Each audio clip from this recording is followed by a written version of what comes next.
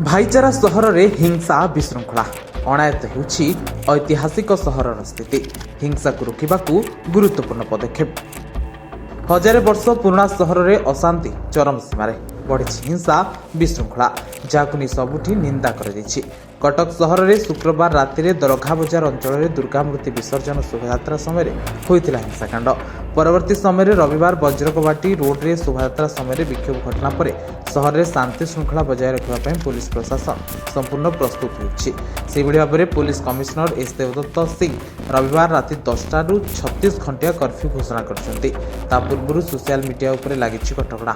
WhatsApp, Facebook, Instagram, Snapchat, X ସମେତ ସମସ୍ତ social media site ban ହୋଇଛି। ଇଣ୍ଟରନେଟ୍ ସର୍ଭିସ୍ ପ୍ରୋଭାଇଡରେ ଓ broadband ଉପରେ ବି କଟକଣା ଲାଗିଛି। ଅନ୍ୟପଟେ ହିଂସା ଗଣ୍ଡଗୋଳ ଘଟଣାରେ କାହାର ମୃତ୍ୟୁ ହୋଇନଥିବା ସ୍ପଷ୍ଟ କରିଛନ୍ତି ପୁଲିସ କମିଶନର।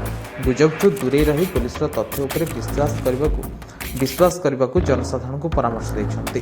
ସହରର ବିଭିନ୍ନ ସ୍ଥାନରେ 36 ଘଣ୍ଟିଆ କର୍ଫ୍ୟୁ ଜାରି କରାଯାଇଛି।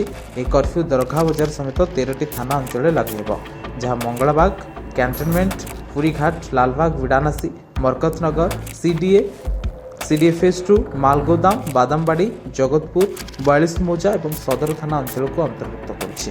ଏହାକୁ ନେଇ ରାଜନେତାମାନେ ମଧ୍ୟ ଦୃଢ଼ ନିନ୍ଦା କରିବା ସହ ସରକାରଙ୍କୁ ଟାର୍ଗେଟ କରିଥିଲେ ବିରୋଧୀ ଦଳ ନେତା ନବୀନ ପଟ୍ଟନାୟକ। ପୁଲିସ ପ୍ରଶାସନ ସରକାର ସମ୍ପୂର୍ଣ୍ଣ ଫେଲ୍ ମାରିଛି ବୋଲି ସରକାରଙ୍କୁ ଦାୟୀ କରିଥିଲେ ବିରୋଧୀ ଦଳ ନେତା। ତେବେ ସରକାର କିନ୍ତୁ ସ୍ଥିତିକୁ ଆୟତ୍ତ କରିବାକୁ ସମ୍ପୂର୍ଣ୍ଣ ପ୍ରସ୍ତୁତ।